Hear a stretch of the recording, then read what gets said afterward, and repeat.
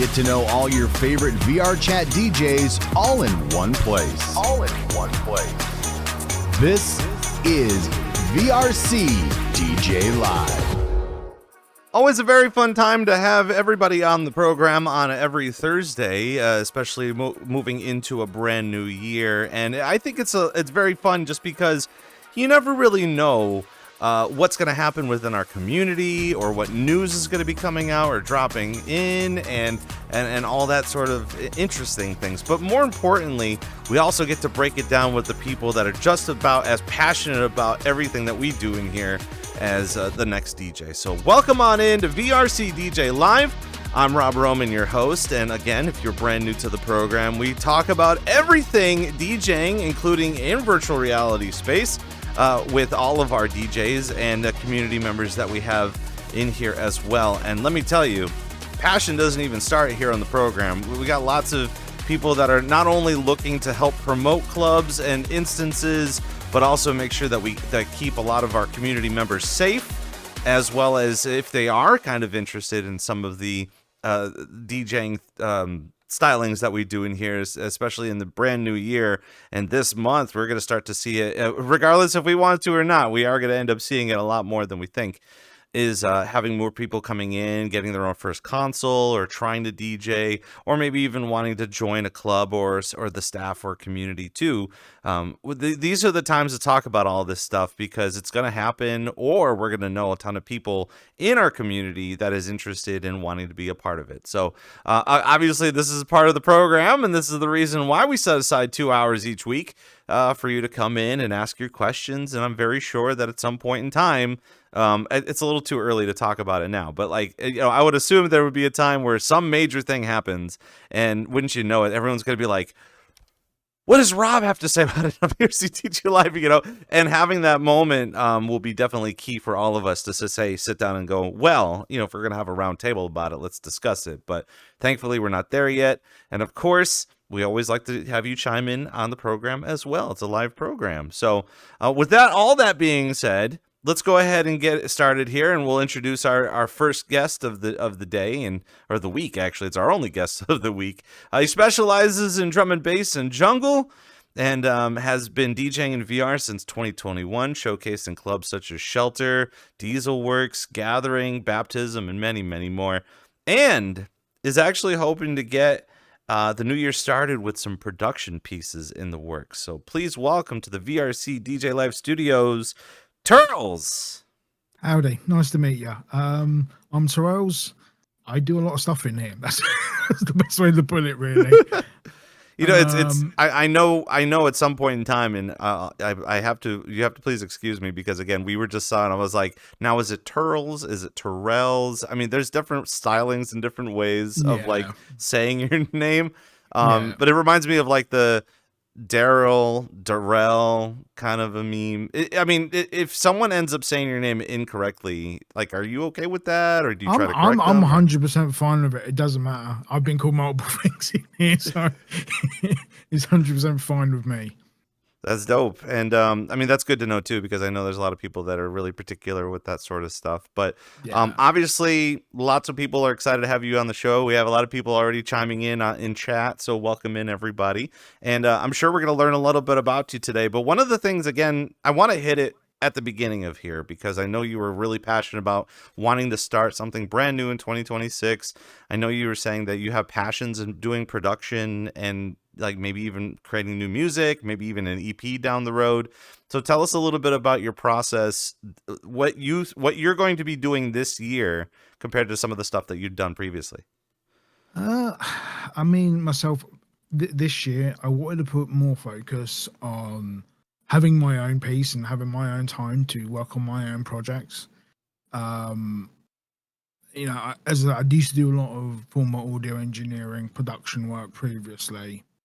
I just wanted to focus more just on my music and the creative process behind my music and rebuild myself from the ground up, because last time I'd done anything professionally music wise was over 10 years. And because it's been that long, of course, things change. I have to relearn. I like to try and rebuild myself up from ground zero because it's been so long. and that's a whole process in itself, especially when you're dealing with like a disability that may affect you and multiple different facets that may affect, including even audio stuff. Like there's going to be days I know for a fact that even audio will affect me weirdly. So it's just like taking them small processes in that time to actually focus on my own projects moving forward, and just making sure that when I do release something, I'm not falling into the creative person's curse, as I like to call it, and being overly critical, because like I'm doing this just out of passion. I'm not doing this for my own ego. I'm just doing it out of passion and passion alone, because I think that's, if you're going to create art, that should be the first thing that comes foremost, is passion first. And I've always been that way for a very, very long time. So that's hopefully where my step is moving forward this year. I am also going to focus on, like, of course, DJing more IRL. Like, I do want to focus more on that. I do already DJ IRL in like Cardiff and other places in the UK. I have done that here and there. Even with my disability, as like I said, that can affect me IRL as well. So of course it's going to affect how I DJ. I like to use the example of rolling a D&D dice. I don't know what I'm going to be like on any given day. So I roll that D&D dice. I was -20. Oh, you can't use your left arm. Well, I can still DJ with my right. That's 100% fine. I can still do it. I use that as an example because that's just how it is at times. It is just like rolling the dice and just seeing how everything comes out. And I think that's part of the creative process as well. It's just rolling the dice. That's how a lot of musical genres are created. It's just rolling the dice. So hopefully that's my basis for this year. It's just rolling the dice and just seeing how things go. So now, when it comes to producing, and I'm not saying how early this is going to be for a lot of different people. I could sit here and say that I've been also giving myself a little bit of extra time to sit down with myself and say, okay, if I was going to produce a thing, this is what I'm going to try to make, or this is how I'm going to try to showcase myself. In your experience and what we've been able to see in our community between either DJing and learning how to DJing, not really through peer pressure, but just DJing, and the fact that people, if you're not DJing, you're producing something, how much more attention is the community going to be focusing on creating new music compared to actually performing the music in 2026? I mean, there's already a lot of people. Like, there's already a lot of people in here who either have the talent and need that pushing forward. I mean, I'll use some recent examples. People like Gloomstone, who's released on Billane's label. If you don't know who Billane is, Billane's released stuff with Noisia and so on and so forth. Like Gloomstone's recently released something on there. And I'm happy that Gloom's gone that far and he's taken them steps forward to actually create more and do more. I know there's many, many others. There's people like Woodgraves, Gravekeeper, Synthesizer, definitely. There's always been a lot of passionate and creative people inside this space who are always creating and going forward. And yeah, it may take some of them some time, but I'm happy they're taking that steps and that creative steps forward. And even if you're DJing, there's nothing wrong in like taking a step back and just creating for the sake of creating, even if you don't ever release anything. Because there's been days, you know, in my past where I've created something and I'm thinking, oh, this is rubbish. And I sit on it for like a year and I don't release it. And then, you know, even in here, there's going to be people I know who I've sat on music for 6 months and never done anything with it, but they'll go back to it and go, okay. And inside the community as well, if you're talking about like the focus inside the community, what they look at more, is it going to be the DJing? Is it going to be more of the production work? I say it's a balance.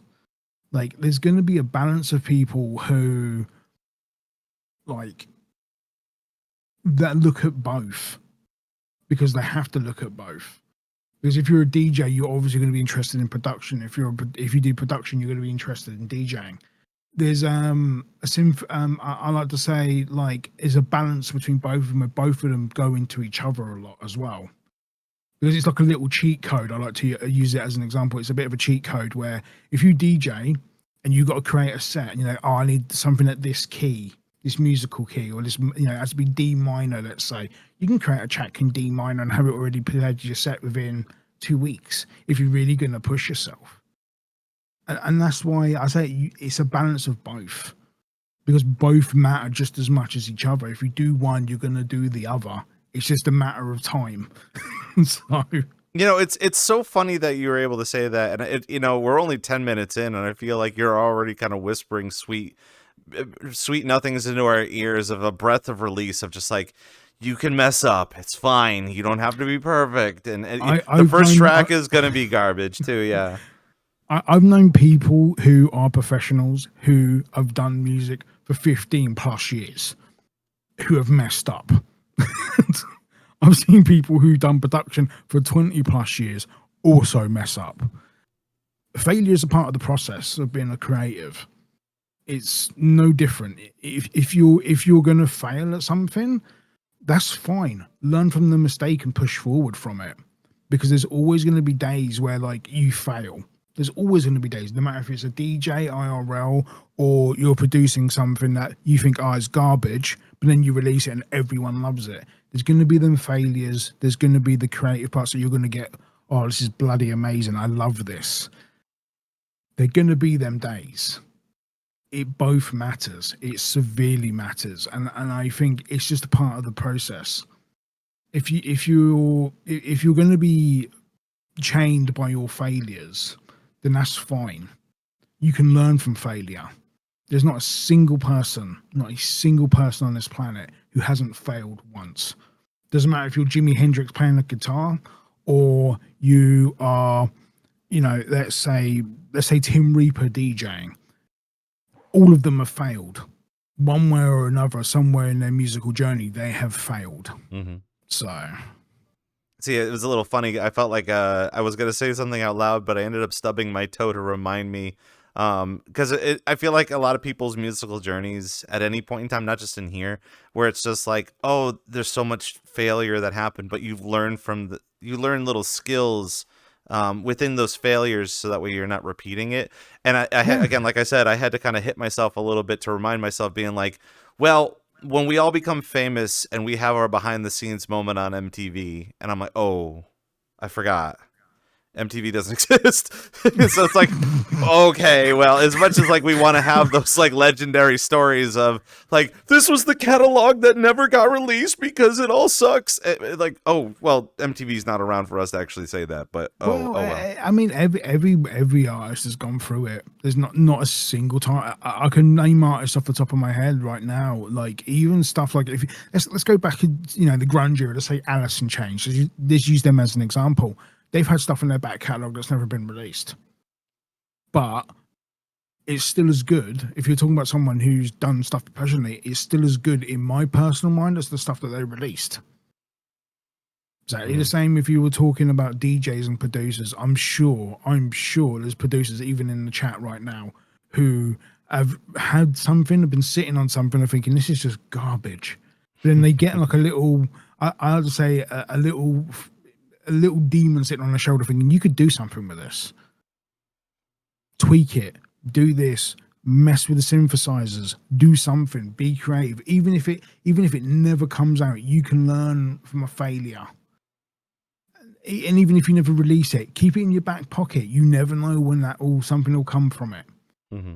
So like, there's been times where I've done stuff for video games in the past, and like I've sat on a piece of music and I'm thinking, oh, this is garbage, I'm never going to release this. Like, but then someone goes, oh yeah, I'm doing this for a video game. And like, okay, I've sat on this for like over a year and they want something for video game music. Let's see if this fits what they're looking for. That's happened to me as well. So like, it's always interesting when you look at artists and you're thinking, oh, okay, this is the back catalogue of the stuff that never got released. And you look at it and you're thinking, wow, there's actually a lot of gold here that they've sat on. I think it's always an interesting concept with musicians and artists in general, that they think, oh yeah, this back catalogue's just garbage. But there's gold there. There's definitely gold. There's diamonds. Always go back into your back catalogue of stuff that you've never released. Think of ideas. Always stuff to improve. Always stuff to learn upon. There's always something, definitely. Now, I'm going to go and I'm just going to tear this whole interview wide open 15 minutes into this interview, just because I think you said the magical words, which is you have to dabble a little bit of both production and DJing. In the modern time, where we're doing DJing and we're basically juggling DJing, producing, maybe club owning, maybe content creation. I know for a lot of new creators on like Twitch, or if you use Kick or YouTube, that you have to also invest in proper audio setups and microphone Yeah. setups and lighting and backlighting and even like overclocking your computer to make sure that everything is running optimally. That could be super intimidating for a lot of new people. And Yeah. when we're sitting here saying that if you're going to start to learn how to do production and be, garbage at it at the beginning, you're going to be a little garbage of everything. But Yeah. give us a little bit of solace in your opinion, because I feel like we're going to be diving into a little bit about your audio production and the things that you've done with audio production, and a little bit of a backlog history of that, but comparable to someone who's starting or they're feeling a little anxious because of that. I feel like anybody that comes into our community, they're kind of hyper focused on one thing, which is either producing or DJing or club ownership. And with any of those three, there's a big time commitment for all of that. But Oh, as definitely. our new media continues, you kind of have to dabble in everything. So give us a little bit more solace on like Okay. what mindset we should be in when it comes to trying to learn and juggle everything. I would say take your time. Don't be overly critical with yourself, even though it is hard. Like, we're always going to be critical. We're always going to think, oh, that transition sucked. We're all going to feel like that, no matter if we're DJing, producing, we're club owner, and oh, we didn't handle the situation properly. Learn from the mistakes. Like, that is something that I think is a lot of people do, but some people don't always learn from it. Like, they'll look at a mistake and go, oh, okay, it's this. But then they'll repeat the same mistake like 6 months on, 2 weeks on. It's okay from learning from the mistakes, but it's the ability to actually learn from the mistake and grow from it. That's something I think some people do, but it's something difficult to master. It's as I said, it's the creative person's curse. It's definitely one of them sort of situations, because like there's been times even with me where like I've DJed, let's say I'm having issues, I can't use my hands and I'm DJing using my feet, right? Let's say I'm using foot pedals, switches, all that type of fancy jazz when I'm DJing. I'm going to be more critical in that situation to myself, since I know I can do better if I'm not having my disability affect me. I'm always going to be critical, but you learn from it. So you may be bad one day, give it a week, you may have learned and you will improve. It will take a long time. You will always be critical, but you will improve in time. You may not be able to see it, but I definitely know people outside of the space will see it. And that's something, because even with me, like I wasn't originally a DJ. Like I said, I was more of a production and audio engineering guy than what I was a DJ. And even as a DJ, I don't think I'm good at all. I think I'm bloody awful. Even though there's going to be people, I'm guessing there's going to be people in chat arguing with me going, no, that's a load of crap. And you know it. It's just my personal opinion. That part of criticism is a part of the growth of being an artist. You're always going to be dealing with the criticisms and the little devil sitting on your shoulder going, you can do better. There's always going to be that way, and it's never going to change, no matter what type of artist you are. If you're going into building a club in VRChat, if you're doing a club IRL, if you're DJing, you're producing, that demon is always going to be on your shoulder. Wink, wink, nudge, nudge, ha ha, demon mask. But it's always going to be on your shoulder, and that's never going to change. You have to learn from it, and you have to learn to sort of deal with it and manage it. I know that sounds a little bit weird, because it sounds like I'm saying you have to manage such and such. Use it as a tool. Use it as a benefit and not as a negative. Right. That's the thing. That's what I'm trying to get. And that's a roundabout way of saying things. This is good information for us, because from time to time we need a little bit of a refresher. We need a little bit of an idea boost of like what our goals are in here, what we want to try to accomplish in here. Kind of the same way as, let's just say, every 4 months we kind of bring back the topic of burnout. And the fact that we like to talk about it, we want to analyze it. There are a lot of people in our community that really try to push the envelope when it comes to their performance or their skills or I'll, I'll use this little point of reference just because it's been a little bit personal recently, but I actually got to finish Persona 5 recently, the video game. And a part of Persona 5, you go to school, and then outside of school, you're only like granted like 2 activities outside of school before you go to bed. And I feel like a lot of people don't recognize that you should probably be following those rules of your body and your energy only has enough time to run like 2 or 3 activities before you have to sleep. It's not even a matter of staying awake or pushing yourself to the brink of exhaustion. But even in here, everybody wants the popularity quick. They want the fame quick. They want the skills quick. They want to be a quick producer. They want to be a guy that like, it makes the thing, and it's like, oh, I'm gonna play your song, or I'm gonna do this. In the mind, that sounds great, but at the same time too, like you said, there's lots of time that you have to dedicate to yourself and say, these are the right steps. Take your time, learn to breathe, and we have to remind ourselves to do that, especially at the beginning of the year, because you're gonna have those hungry kids coming in here saying, I've been DJing behind the scenes for 2 years. I want the limelight. I want all the attention. I want all the time slots. Gimme, gimme, gimme, gimme.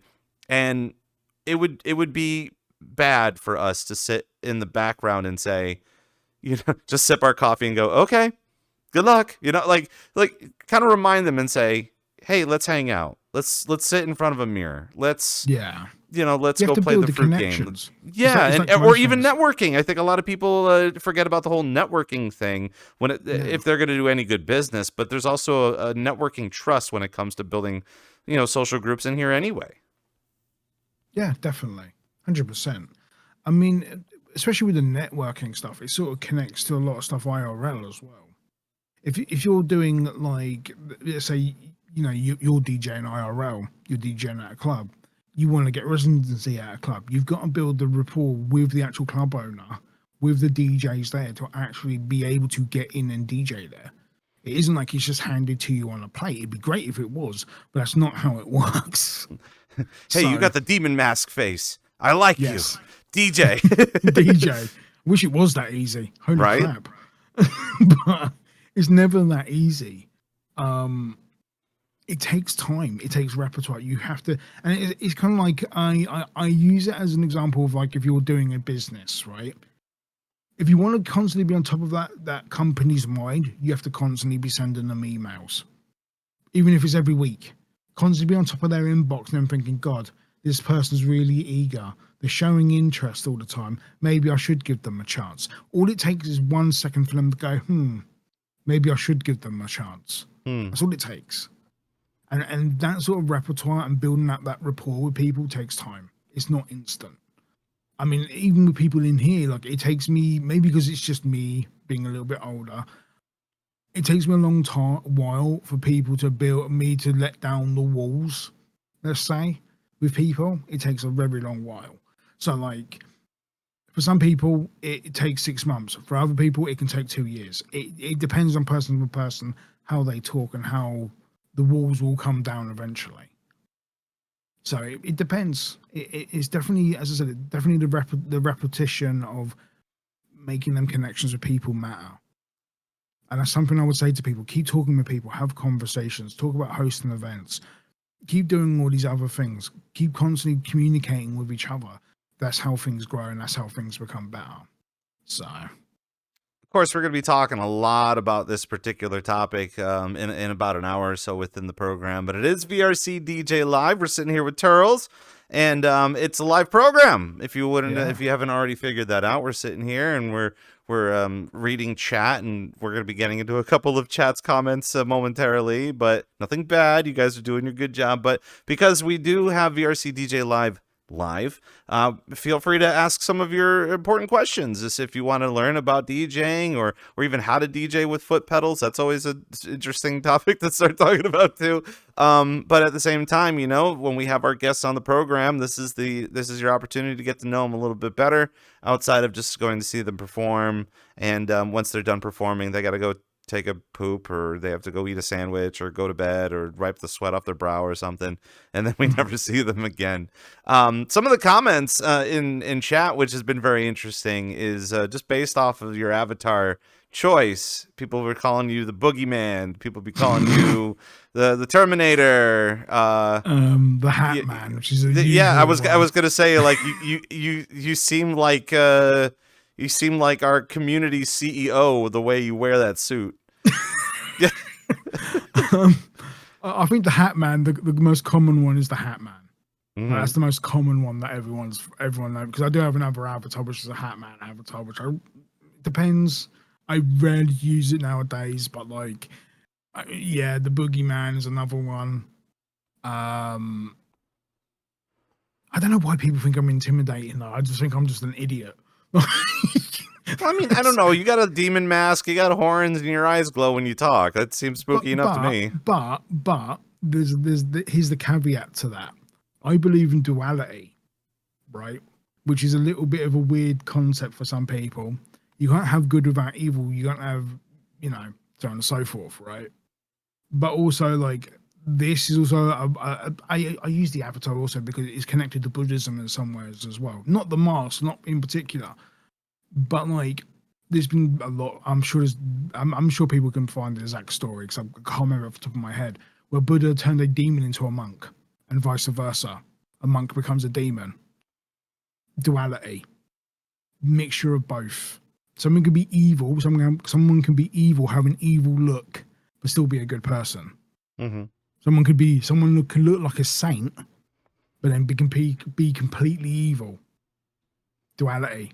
So the boogeyman thing, I think, is sort of funny. Because I don't act that way. I like to say I'm approachable. I like to say that way I'm approachable. But yeah, the Hat Man, the boogeyman, all that type of stuff. The Terminator. I don't know where the Terminator is a new one to me. But the other two I've definitely heard before. So now that you've kind of mentioned that, how does that reflect into your branding and the music that you perform? Do you kind of do the exact same thing? I wouldn't say it does. It's more the duality thing is more like a little bit of a mantra to me, right? Like my own personal mantra is because like people like to say like first opinions or first perspectives on a person matters. I don't like to read a book by its cover. Like that's just generally me and how I roll. Is I don't read a book by its cover. I sit back and I watch and I listen a lot before I try and make a judgment call. And even then, even if I make a judgment call on something, I can be 100% wrong. Like I'm more than happy to be wrong sometimes.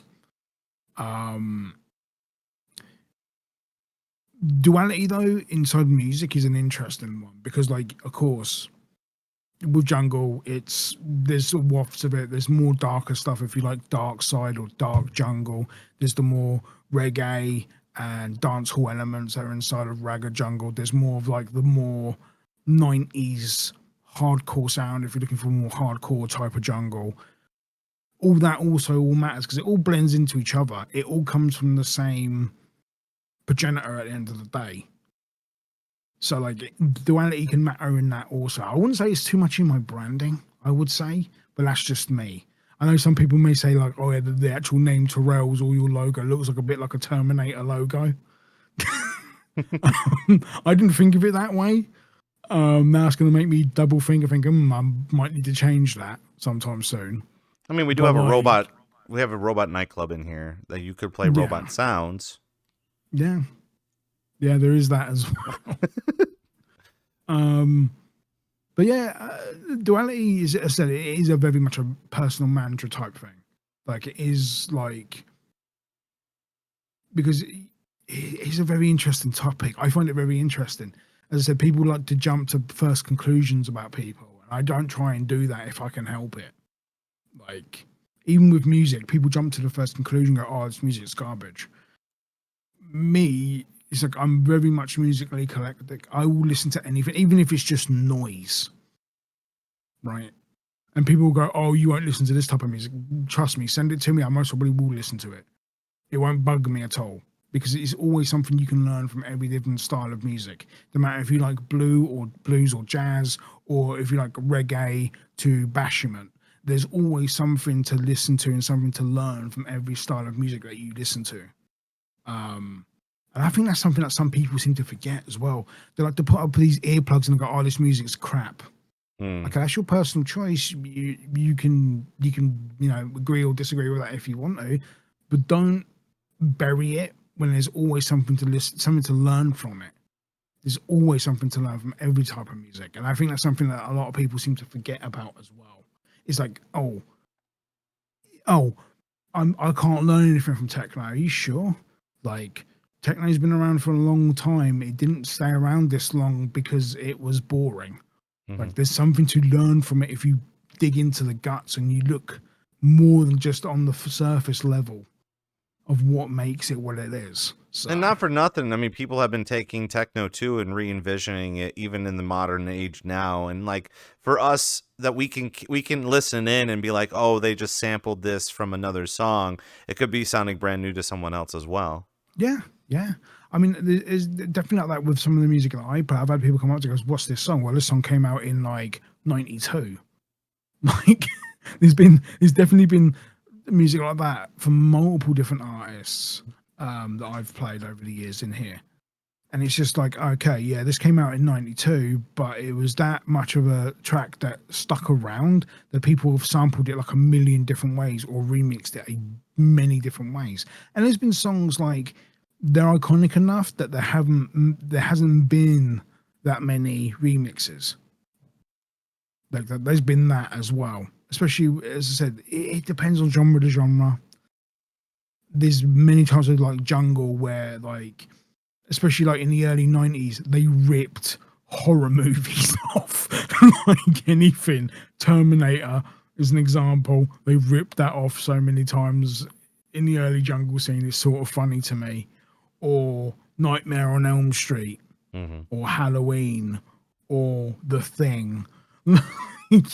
All these samples of these movies have been taken, stripped, mashed up, tried to be hidden so like the copyright police won't come after them.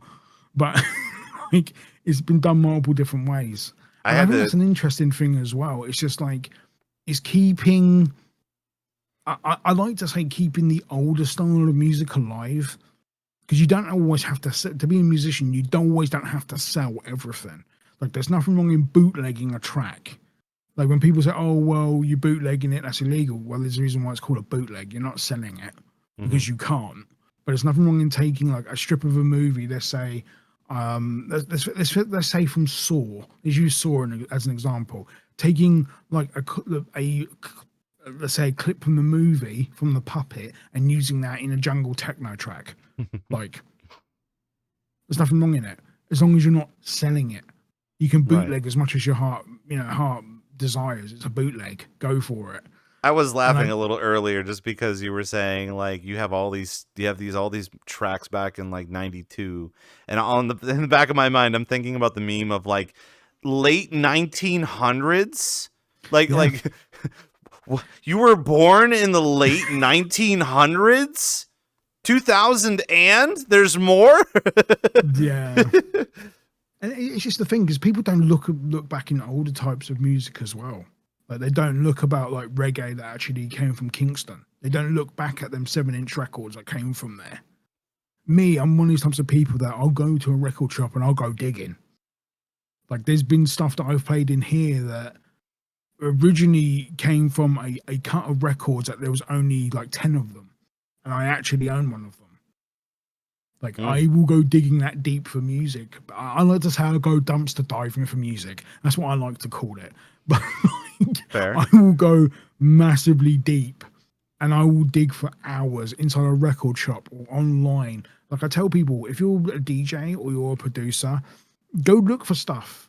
Like, even if it's just like 30 minutes a day, an hour a day, 10 minutes or 20 minutes a day, go do it. You'll learn a lot, and there'll be more sounds of stuff that you'll be able to find.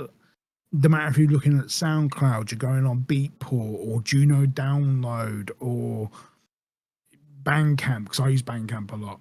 but I also use other stuff a lot as well. But like always constantly search, learn stuff. The resources are out there for people to learn. Like the stuff is out there at your fingertips. It's a lot easier now, let's say, than what it would be for people back in the 90s if they wanted to start to DJ then. Mm-hmm. The world's at your fingertips. Use it while you've got it. And I think you're really nailing it on the head too. With how you were saying, just start, just do something. If you're ever confused or looking to try to figure out what you want to do, especially for the new people that are coming in here, wanting to learn to perform for a club, wanting to produce, wanting to network, I feel like we're all kind of mentally there. With social media and even with our friend groups, even just this past weekend at MagFest too, is just, it's a matter of going out and talking to people and being courageous enough to talk to people and not have to be too anxious about it, and just do something compared to not doing anything. Move so much mountains, especially when it comes to either finding new music or finding your tastes or experimenting with your stylings and stuff like that. And originally I was going to say that you were you were digging for music, going into the rubbish bin to find the music. I was like, you're showing your age there a little, but at the same time, like, people have been going on SoundCloud a lot and kind of trying to find music. Yeah. I mean, there's a ton of DJs in here that just operate solely off of SoundCloud, which is fantastic because you'll always find your new favorite so-and-so when they do promote something on the internet and be able to do it that way. But that's even better than starting from absolute zero. Yeah, definitely. I mean, you'd be very surprised how many artists I've come across just going on SoundCloud, like SoundCloud, or I can't remember the name of the website now. It will come to me, but there's plenty of other websites as well that you can just go along, or or even if you're looking for a certain radio station, go there, have a listen. There may be something that a DJ plays that you might like. Like the amount of DJs I've found, like in the last, let's say, 6 months, that are brand new artists to me, is amazing. Even if they're just from the community themselves. Like there's a lot of people inside of the community that I don't think get a lot of limelight of the work that they do. I do believe that, especially for some of these people, if they keep going at it, or they keep producing and they keep releasing, it doesn't matter if it's on a small label or a big label, or it's just a label that's just starting up, or it's a VR only label, eventually people are going to take notice. As I said, it's just that repetition in motion. You got to keep going at it while you've got the time. And we all have busy lives. We all have a 9-to-5 job. Some of us work from home. Some of us work in supermarkets, or we work at wherever. We all can have a bit of spare time for ourselves to go, well, let me sit down for a moment and let me just go record search, or let me go look at SoundCloud, or let me look at this DJ course and go through it A to Z. Or look at YouTube and say, okay, how do I start DJing? It's the repetition. If you're willing to learn and you've got the passion and it's deep enough, you'll find it.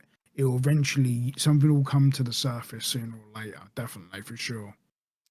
Speaking about community and doing a little bit more outreach and stuff like that, I kind of want to dive into a lot of how you even got in here. I know originally you were saying how way back in the day you were doing audio production and you were doing like some broadcast media stuff, but at the same time too you were DJing and learning music, and then all of a sudden, boom, you're in virtual reality.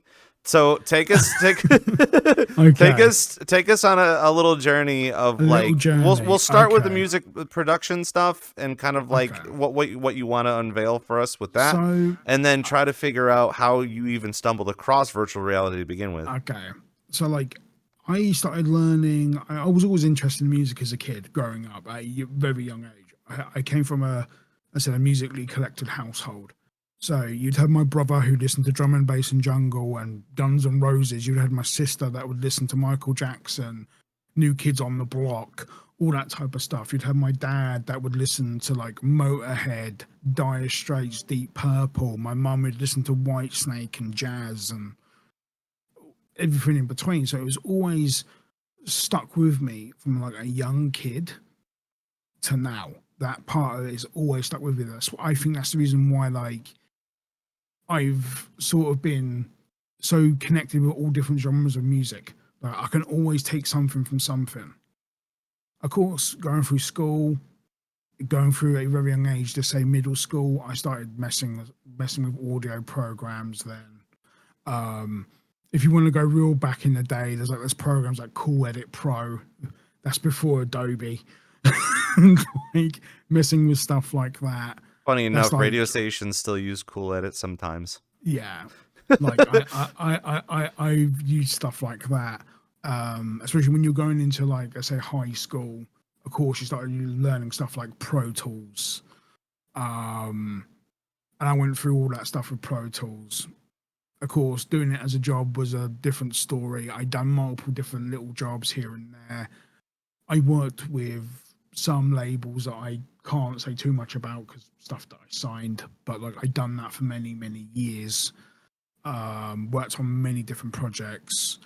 Then I left that job. Well, I got fired from that job or let go from that job.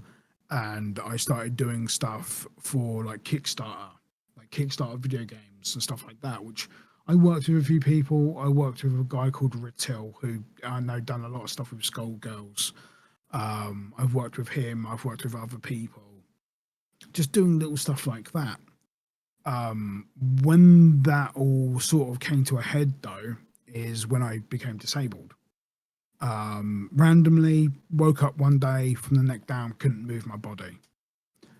Of course, like, it takes a long time when you're going through a disability like that to try and build yourself back up, and that took me a very long while to sort of build myself back up again, because I actually thought when I first became disabled, that's it, my time in music is done.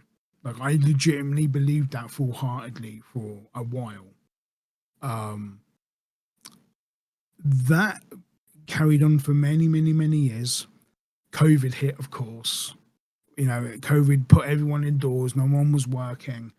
It was affecting people unless they worked from home, of course. And, you know, a friend goes, "Oh, you should join VRChat." And I'm like, "What the hell is VRChat? I don't know what VRChat is. I have no clue." Like, because, you know, it weren't my thing. So, you know, of course, joined, you know, VRChat. "Oh, you should join this event." First event I went to was an event that I think was held by Zenith, but like the precursor to that one, I randomly went into a shelter. I didn't even know it was shelter at the time. I was there and I was just sort of stepped back going, "Hang on, people DJing here? What the hell?" Like, now, what time? A little bit. What was the time frame for that? It was like 2020. That was like mid to late 2021, somewhere around that area. Of course, I went there and I was like, sort of stuck back thinking to myself, "What the hell? How? Why?" Like, I was sort of a little bit stepped back, a little bit shocked about it for like a second. I was like, "Hang on, but this is still cool as shit." You know, of course, I wasn't really a part of the community then. I was more of the guy who sat in the background and just listened and watched. Because I think sometimes doing that gives you a bigger scope of things as well. Then I joined, I think, in the old shout out that was called a Delis. Now, for the old people in the chat, which I know there's going to be some of you in here that have been around, you will know about Delis. I met a certain goose there who's very well known in the community called Paul Manton. Paul's been a big part of the VRChat DJ scene for a very, very long time. And I met another person who was from the EU community, a person named Turtle Dome, who no longer DJs in VRChat anymore. But, you know, speaking to them, I was speaking to them about, "Hey, this is some of the stuff I used to do. I used to do production stuff." Paul goes, "Have you ever thought about DJing?" And I'm sitting back thinking to myself, there's no way. Like, with my disability, how am I supposed to do that? It's not as easy as it would be for like a normal person. And I said to Paul, "Hey, give me some time to research this and I'll get back to you." So that's how I became a DJ, is because of people like Paul who said, "Hey, no, you can do this. It's just going to take you some time." And I'm like, "Okay, fine." So I did. I took my time to learn. I think the first ever event I played at was a snow grid actually in here, which wasn't. To be very honest, I'm happy I didn't record that because it was goddamn awful. After we just got done talking about how, oh yeah, you should make real yeah, garbage stuff, and then yeah, no one, you don't want to hold on to it, but at the same time you want to and listen to it and go, oh, I was pretty bad. Critical because it's like the producer, the production part of my brain's like, God, this was absolute trash. What the hell was I doing? And even at that set, like I played some of my own original work there, which was sort of interesting because many people are unaware of that. It's the only time I ever played my own music inside of VRChat. And I don't think I'm ever going to play that music again because my whole attitude is that was an older part of my life. I'm just not interested in that type of music anymore. That's how I came into this community. But like going through that way as well, it was like through Paul, I met like Ali Quim from Rizumu. I met Mojo. I met Mo. And Obsec, who was an amazing person in this community. I met all these people, and like that's how I came into doing like the moderation stuff for like some of the clubs. It was originally through Rizumu, and then through Rizumu it was other clubs that asked me, hey look, we're looking for more people to moderate, are you interested? I'm like, yeah, cool, I'll do that, like it's no problem, I'm more than happy to help. I tried not to spread myself too thin though, because what was it someone said? It feels like you're everywhere and nowhere at the same time. Because like the quote Captain Duck, I've never seen Turel not be in a club or not moderate an event. I've yet to find him not to moderate one event one way or another. So that's how I came into VRChat. And like from there, like I said, it took me a while to build my confidence back up. And like build myself, as I say, build myself back up from ground zero to do music again. Like I had a lot of many people like Gravekeeper, Gloomstone, Billane as well. Much love to Bill. He's a goofy guy, but he's an amazing guy. Of course, there's people like Woodgraves and many other people who have poked me and gone, hey, look, you can do this. You know what you're doing. You've talked about this, and until until you're blue in the face. Just do it. And like it took me a while because it's been so long, it's been 10 years. I had to relearn to do production stuff again. It's been 10 years. When you've taken like that much of a break, you're better off learning from the basics and then building yourself back up again, because it's been that too much of a gap. And in 10 years, especially in any sort of like audio work, things change. What was one like a program that was meant for everyone, it no longer is. Or it's changed. And that's how I've gotten back into doing production stuff slowly, relearning everything, working on my own stuff slowly but surely. And even with the DJing stuff, like I've done stuff recently with radio. Like, and that's only because it's a local radio station that asked me, hey, look, do you want to DJ? Yeah, sure. And that's now become more of a thing where like every 2 weeks now I do like an hour set on a radio station where they allow me to talk a load of rubbish and DJ. So it's been hopefully getting paid for it too. That seems like it would be a thing too. Yeah. It's been a long, interesting journey to think about how many years it's been.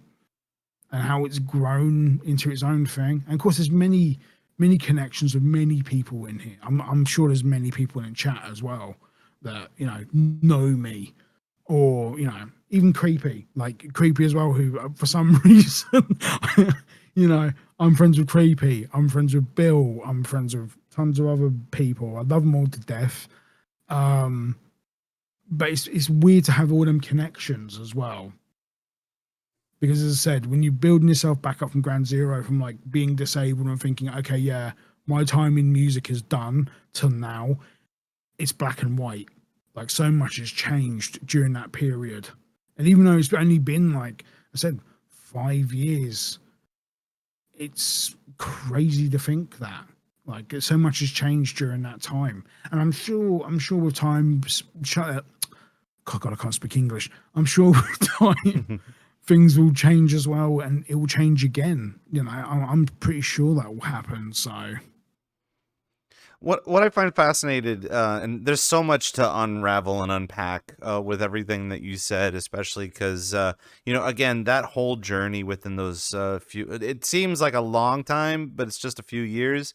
But even Mm, comparable to like a whole career's worth of your energies and learning audio production or media or stuff like that, finding that transition is definitely different. For it's almost as if you were going to like either get laid off from your job and you're looking to get a new career or a new job, and you get into it, and then after 6 months you're just like, what am I doing here? But at the same time, mhm. you enjoy what you're doing, and that's all good and great.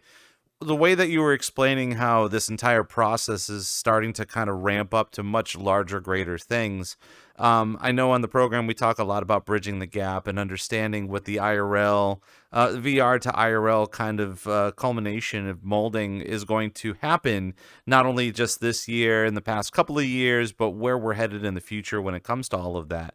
And I want to dive into that much later into the talks today, because it's super important for us to understand, Yeah. and especially going into 2026, is that it's this time every year that the world legit sits down and kind of shuffles their papers and goes, okay, how is 2026 going to be shaped this year through DJing, technology, monetization, integration, and all that sort of stuff. And it's going to get worse with AI. But at the same Yeah. time, I don't want to go ahead and just kind of slop that on the table. But what I want to try to start with first is, like you were saying, that when you were first getting into VR, you were learning all these things, and it was fresh, and it was like not really being reborn again, but having your mind flick back on, like with your Yeah. your ideas and creativity and stuff like that.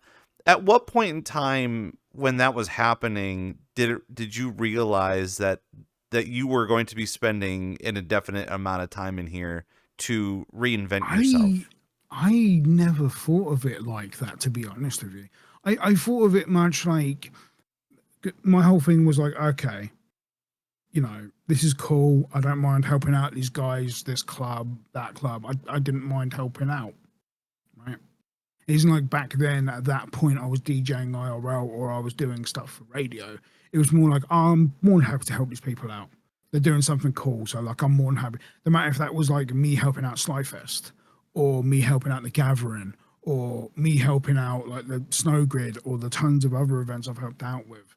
Like it wasn't like I was thinking, I've been here a substantial amount of time. I never thought of it like it's a substantial amount of time. Because when you think about it in the grand scheme of things, one event in here can take what? 4 hours, 5 hours, maybe 6. I mean, there's been some events here, like for charity events, I've been moderating an event for 14 hours. But I never thought that was a substantial amount of time, even though some people will go, holy crap, you done that for 14 hours? Well, it was for charity. Mm-hmm.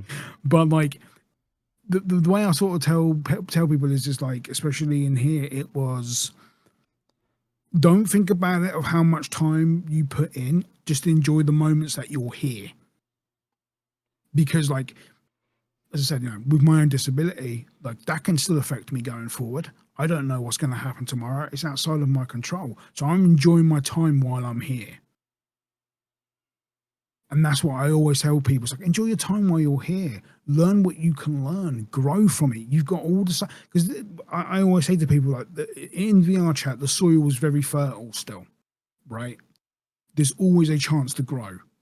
Always. Take VRChat, even if you're not even going to do music professionally. Take it as a way of learn. Learn about how things work. Learn about how, if I do this transition, how is the club going to be affected by it? Are they going to like it? Are they going to dislike it? If you produce, use it as a testing ground. Oh yeah, I've just done this track. Let's see how the crowd reacts to it. VRChat is always a fertile testing ground for that stuff, especially in this community. It's massively different. And like, as I said, I never really thought of my time in here being wasted either. Like it's never been a wasted moment. There's been a lot of ups, there's been a lot of downs, there's been a lot of times where I've been so ill I can't do stuff. There's been tons of things like that that's happened in here. but it always moves forward. There's always someone working on something, no matter if it's something working on an event or someone needs help moderating or someone needs help doing this.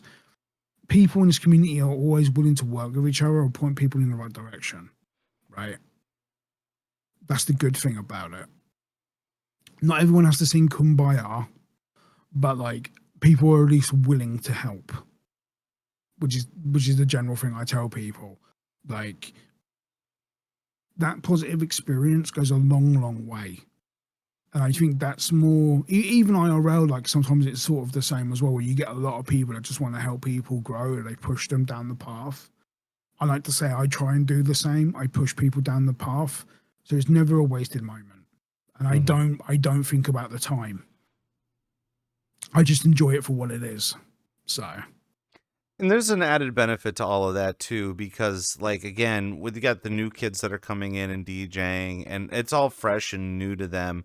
I think what's a bitter pill to swallow for a lot of us that have been in here for a long time is that we got to experience VRChat differently than, let's just say, the new person who's coming in that's DJing now, where I feel like their main goal and their focus is just find a club, go in, showcase their work, and wanting to do that. We always keep revisiting the idea of taking time for ourselves, hanging out with our friends, again, networking, building trust, again, not having to talk about music all the time, and then going to explore VRChat for what it's worth, you know, where the DJing is literally like 1/50th of what VRChat could potentially be based on everything else, and then everyone keeps forgetting that everything else exists. See, with me, I use VRChat for meditating as well. Like, I go into a VRChat where it's just to meditate, and people go, "That's a little bit weird." I meditate IRL as well. But there's no any difference in sleeping too. Like, you got people that come in here and sleep, and then nobody winks an eye to that. See, with me, it's just like I sometimes I just come in just to meditate. I just go into a random world. I'm on Orange all the time anyway, so it isn't like I'm going to be disturbed. And like, I just meditate and zone out. And then people are like, "How can you meditate in a world like that for hours?" You'd be very surprised how easy it is sometimes just to turn your brain off. And I think sometimes, because everything sometimes in this community can feel like, oh, go, go, go, go, go. A lot of people feel like it's like that all the time when they don't take the step back and think, yo, I should really just take some time for myself. I think sometimes a lot of people don't think about that type of stuff now. It isn't like when I came in, like everyone took a step back a lot of the time and was like, okay, yeah, I'm going to take some time for myself this week. I'm going to take most of this week off, or I'm not going to come on except for this one event, and that's it. Sometimes people now are on a ridiculous amount of time, and with me, it's just like, yeah, I may moderate multiple events, but like I do still take time out for myself. And some people are like, oh no, I'm not going to be that. If I take time out, I'm going to miss this event. I'm going to miss this person. I'm going to meet that person. There's always going to be another DJ set. There's always going to be another time to see that DJ that you really, really like. There's always time. I think you said the answer to this, and I'm gonna regurgitate the question for you to just to answer it again. But do you think that because like you said, everyone should take time for themselves, but it's very difficult for yourself internally to take some time away from the things that you enjoy. Do you think that moderating and being a part of communities outside of just running a specific thing is its own time away from things? Well, yeah, it can be, definitely. It just depends on what, because like, of course, like a lot of the musical scene is very much interconnected here, and there's some stuff even connected to VRChat that's not even connected to the DJ scene. Like, I know there's a hip hop scene in VRChat. I definitely know there's breakbeat dancers in VRChat. I know there's dancers in VRChat. Like, there's so much of a swath of a thing. It just depends on what you're looking for. For some people, that could be art. There's plenty of painting worlds in VRChat where you can go and paint something. There's also meditation worlds. Like I said, I go and meditate a lot often. It just depends on what the person's looking for. So for some people, it may be just like, oh yeah, I'm just going to go hang out in the Black Cat and have a good time. For some people, it could be that. For other people, it could be, I'm going to, oh God. For some other people, it could be, it could be anything. It could be going and just checking like the local, all the historical art worlds that are in VRChat as well. If you like Vincent van Gogh, there's plenty of art places, maps in here. You can go see his artwork. So like, it's one of them things. It depends on what the person's looking for, and per person, it's going to be different. One person's trash is going to be another man's treasure, as they say. So it just depends person to person, definitely. And I think that's something that a lot of people should look into more. And that's just personally my thoughts behind it, at least. I know it is something that we can add to the pile of things that other people can be doing. And I think for this month alone, we are going to be talking a little bit more about it and how we can kind of broaden our horizons, cast a wider net of being able to not only just focus on our goals and attentions for the year, but also find ways to keep our minds busy outside of basic drama or stuff you hear on social media, or even ways to escape anxieties of modern day living. I know from time to time I come home after work and I feel like I have 10 things on my list that I need to complete. And then by the end of the day, I'm just like, I only did one of those things. And then I just get angry with myself. So like, I feel like we're all kind of in that boat currently, but obviously with the winter weather and cabin fever, that's all going to play into it. But between now, February and March, those 3 months are kind of key to rebuilding your sanity, finding a sense of calm, finding a sense to just reflect and try to figure out, again, it is the long-term goals you do have short-term goals as well. But when it comes to the DJing part, that's where a lot of the people, when they, again, I don't know what the ratio is. I don't know what the analytics are for people getting their brand new consoles during Christmas time, but I would only assume after the past several years, it's somewhat similar that people are going to come in here and test the waters, maybe get skilled in the next couple of months to be able to get to that point. What I wanted to ask you too is, I know how you were saying when you were first coming in here, and you were talking with Paul Manton about learning to DJ and being able to test out your DJing, and some of it wasn't as great as you wanted it to be. At what point in time did you make the decision that you wanted to transition to moderation and working in staff compared to just, putting all your cards on the table saying we're DJing? With me, it was just like, I said, I didn't put much thought behind it. It was just like, Paul goes, oh, you should come to this club I run. I'm like, okay, cool. So, I went to Razumo, met Ali Quim. She's a sweetheart. And like Mo the Lawn and Mojo and all these other people. And like, I didn't put much thought behind it because I was hanging around there. I was going to like Razumo like every weekend, right? During like the COVID lockdowns. And I didn't put much thought behind it. Even when Paul came up to me and said, hey, look, if you're interested, we're looking for someone here. Are you interested? I was like, cool. Like, I just said, yeah, sure. I'm more than happy to help out when I can and when I'm able. Yeah, more than happy to. And I didn't put any thought behind it at all. I was like, yeah, sure, I'm happy to help out. Because my whole attitude towards this in here is just like pushing people forward. And that's usually how I deal with things, is pushing people forward. So like, even if it's like someone who's getting in production or they do produce in VRChat, push them forward. Tell them, hey, look, you know what you're doing. You don't need me lecturing you. Go and do it. Which I've done to quite a few people in there. Or it's been like, moderating or helping someone out in an instance because they may be a bit unsure how to handle things. Not everyone's going to be used to going up to a person and saying, well, back then, hey, can you have poor and better, please? Like, because back then, we used to deal with poor and better avatar rules in the clubs. It isn't like that anymore because thank God VRChat sorted that out. But back then, it was a different story that you had to have rapport with people or at least have a conversation with people. And it's, as I said, it's not something I put a lot of thought into. I just thought, yeah, cool, I'll do it. I'll help people, push people forward, push the scene forward a little bit. And that's always the way I've sort of thought about it, regardless of who I start for. It's like, let me push it forward a little bit at a time. Even if it's not a lot, just push it forward. Speak to a certain DJ, think, hey, maybe you should play here.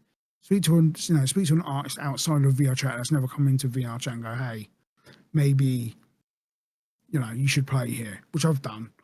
Either which way, it's just like very interesting to see that generally and to see that sort of growth. But it's kind of like I said, while being in here, I haven't really thought about the time that I've put in. It's just been just enjoying every little moment and just helping where I can. So, How do you think moving forward, especially because I think right now we're kind of celebrating, give or take, 6 years of raving and DJ community stuff like in VRChat. We're not really counting 2019. 2019 kind of, but between like 2017 and 2019, it wasn't as explosive ever since literally when COVID happened and everybody just flocked in here to kind of do a specific thing. But if you were to really take some time and consider everything that you had learned ever since coming in here to the point where you are now, this is going to be a little bit of foreshadowing for the conversations of bridging the gap a little bit later on in the show. How can we package that and explain what had happened within 6 years to people that don't truly understand what's going on in here?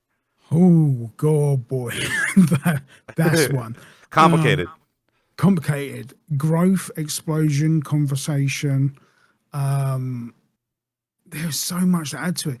Even if it's just like the burst of new DJs that have come along, because it did just blow up. Like as I sort of said, like I feel like I'm part of the furniture here now, right? Because I've been here for so long. But like, it's just a massive amount of growth of community doing actually positive things. And it's just, it's hard to explain it because it goes out in every different direction that you could think about. Doesn't matter if it's like professional DJs outside of here coming in here, or DJs in here going outside and doing stuff professionally, or the events having a positive impact, no matter if it's Slyfest, being a positive impact and doing what they're doing, or Mend Your Mind, or The Gathering and what they've been doing for years. It's been a massive tidal wave, and it's hard to put a single couple of phrases behind it. Like for me, at least, it's very difficult to do so. There's been a tremendous amount of growth, though. That's one thing I can say. As even if I was an outsider looking in, that growth has been massive. It's been huge, and it still is growing. Even though yes, it has slowed down because COVID ended. It still is growing, and it still is having an influence. Even in the IRL scene, there's DJs coming from out of VRChat into the IRL now, and that's good to see as well. And there's even people who are like, there's people like Azariah, who most people won't know Azariah, but like Azariah, who like, he's been DJing a very long time. He came in here, and even he's pointed like to the young people who have come and gone, hey, look, do this, do that. These are things you can try, so on and so forth. Oh, God, knocks my microphone. It's very hard to say that. To say it in so many words, it's difficult, at least for me, at least. It's just been expansive. That's the best word I could use for it, generally, to be honest. I know it's something that we're constantly fighting and we're butting up against, with the fact that I know in previous shows and episodes, we have been talking about how we've been kind of growing this tiny village, and inside of our tiny village, we have a lot of very good talent, and we put on events and we have a good time.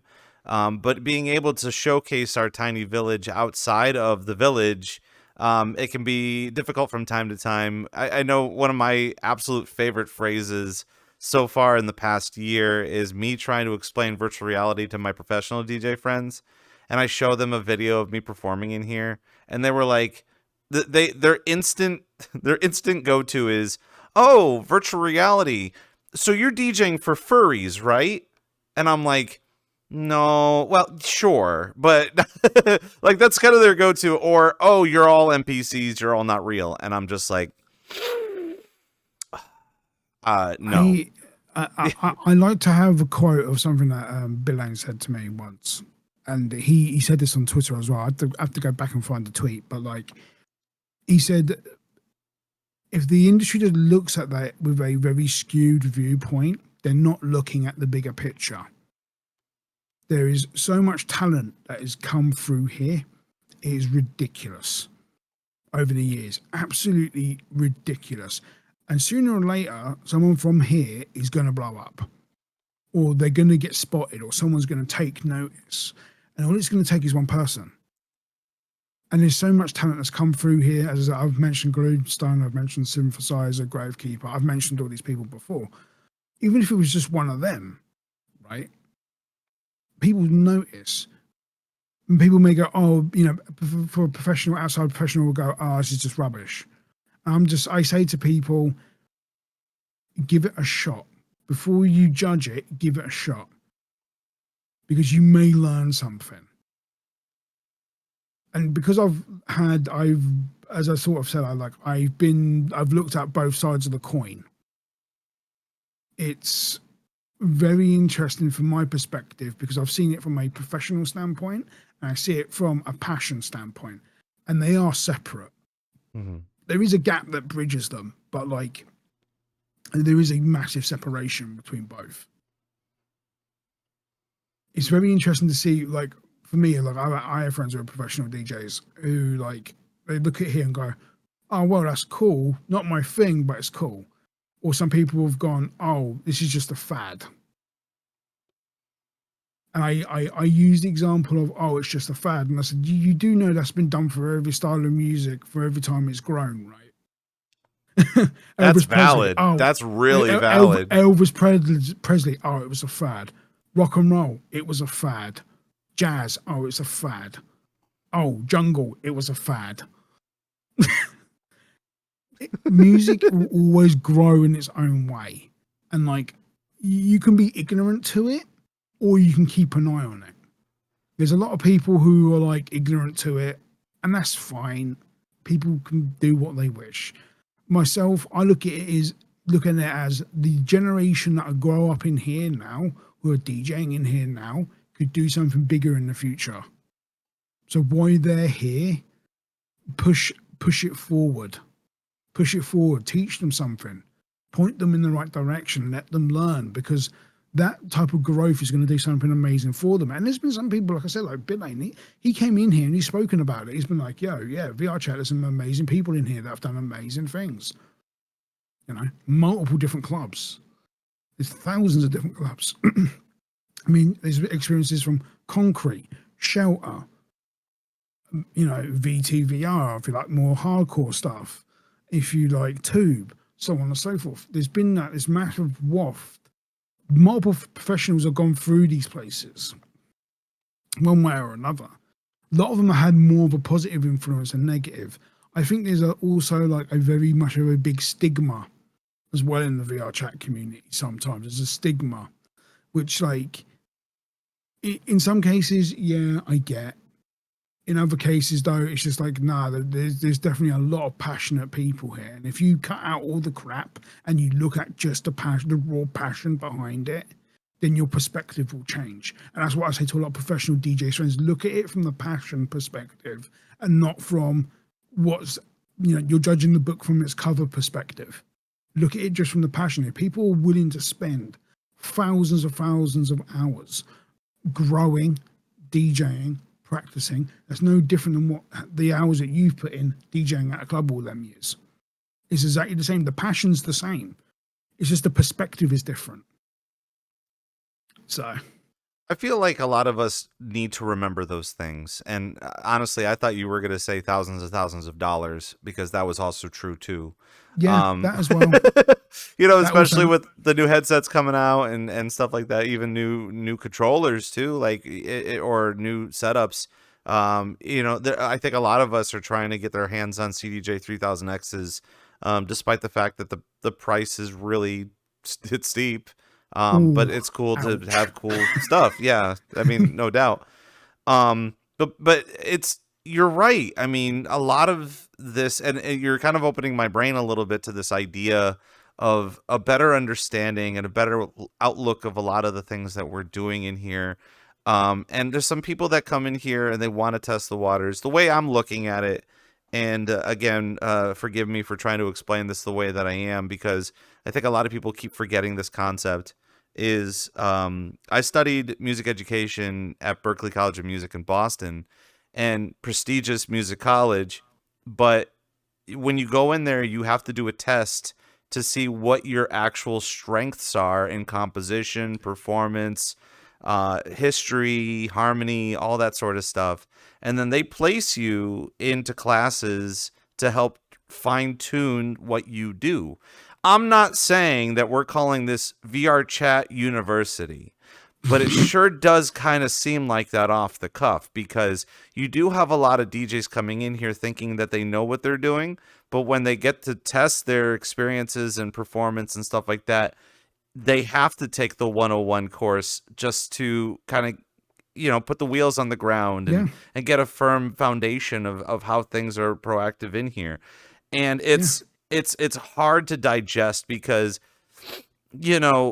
ever since we started speaking words, it's been goo goo gaga, but now goo goo gaga can be made any other specific way, and you can mold it to make sure that you're saying it professionally as opposed to just goo goo gaga.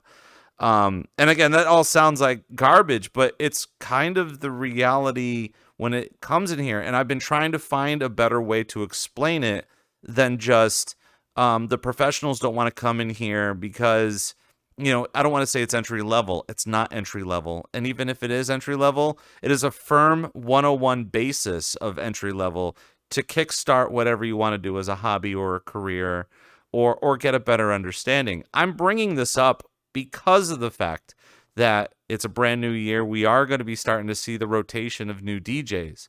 And I don't want to be the guy shaking my finger, get your kids off my lawn. But every year we deal with this. Every year. And we got some new people, and they think that they're greater than the greatest thing. Like they're trying to reinvent bread, or they're trying to reinvent toast. And get at it.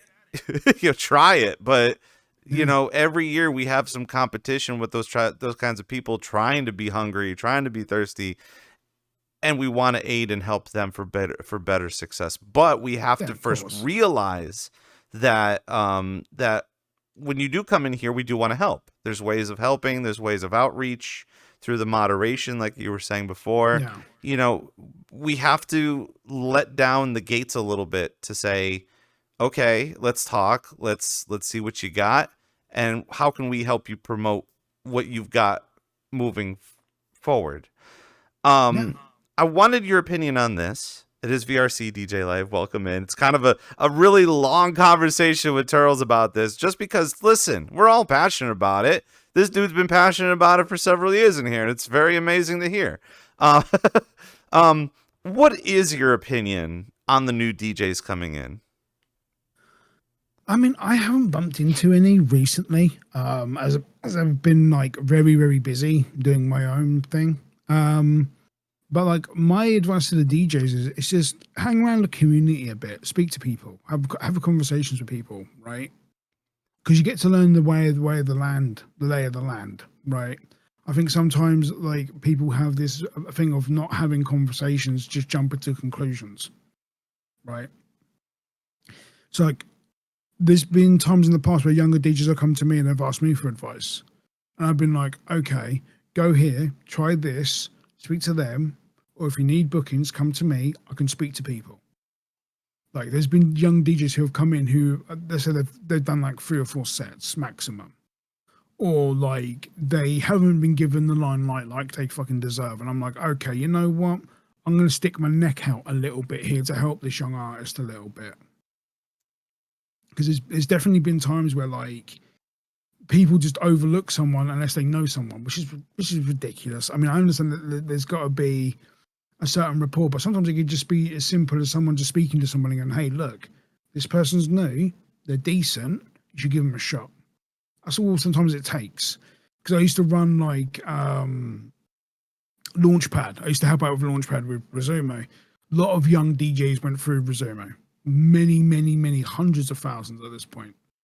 But like that sort of example of giving younger DJs a spot, even if they mess up, just learn, grow, make the connections with people, speak to other people who run clubs, other DJs, because there's always going to be DJs or another club owner who's going to be at an event.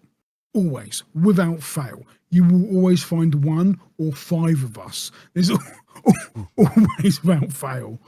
And I just say, just talk, have conversations with people, talk, speak to people who run the clubs, ask them for their opinions on stuff. Help the younger DJs get their foot in the door. Like, that's definitely something I always tell people. It's just like, give them an opportunity to. Doesn't mean they're going to have to be perfect, because trust me, there's not a single DJ that's ever been perfect off the first shot. No one is. Give them the opportunity to grow. Like, give them the platform to grow. That's what matters first and foremost, especially for the younger people who come in here. Give them opportunities first. Because that's how this community keeps growing, is because you're giving the young people the opportunities. It isn't about just holding their head under water and going, oh no, you're not getting booked here because of this, and whatever. Give the young people the opportunity to grow. Give them the opportunity to have the limelight that they deserve. Because end of the day, there's a lot of us that have been DJing in here for a long time, myself included. I don't mind if I don't play a set. Like, I'm cool. Like, someone else can take my spot. That's fine. Like, help a younger DJ out. I'd rather go to a younger DJ than go to me.